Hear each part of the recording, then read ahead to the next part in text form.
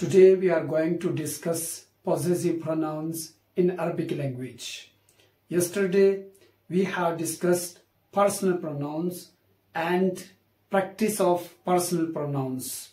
If you didn't watch those sessions, make sure watch first those sessions, then you will be properly able to understand this session.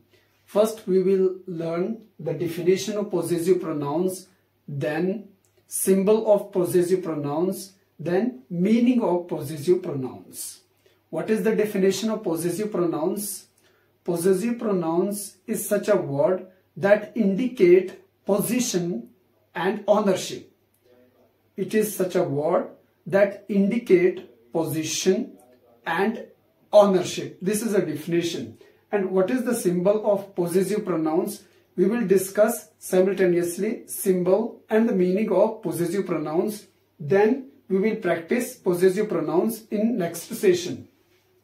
Here, first person, when we are first person, then what type of possessive pronouns we can use here? E. What is the pronunciation of this? E. It means my. My. In Urdu and Hindi, मेरा, मेरा. E, my, मेरा, मेरा. If there is a plural, na, na. It means our, our. In Urdu and Hindi, हमारा, हमारा. When we are first person, I and we, then we have to use my, our. In Arabic, e, na. How we can add this in structure, in sentences, we will practice this in next session. If there is second person, then what type of possessive pronoun we have to use? See here. Ka. If there is masculine male person, then we have to use ka. Ka means your. For single person, ka means your. In Urdu and Hindi, तुम्हारा, तुम्हारा. And respectful word is आपका. If there are two person, then you have to say kuma, kuma, your. Dual, kuma, your. In Urdu and Hindi, तुम्हारा, तुम्हारा.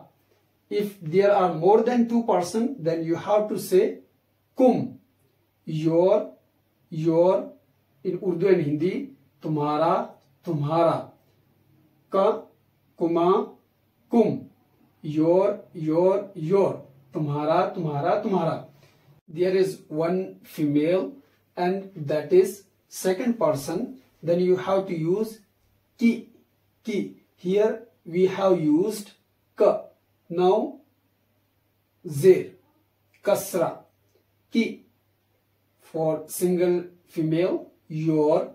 In Urdu and Hindi, तुम्हारा, तुम्हारा. If there are two female, then you have to use kuma, your. In Urdu and Hindi, तुम्हारा, तुम्हारा. See here, kuma. If there are two male and two female, then word is similar. Common word is here, kuma. Your, तुम्हारा, तुम्हारा. If there are more than two female, then you have to use kunna. Your. In Urdu and Hindi, तुम्हारा, तुम्हारा. See once again, e, my, na, our, ka, kuma, kum, your. Ki, kuma, kunna. Your.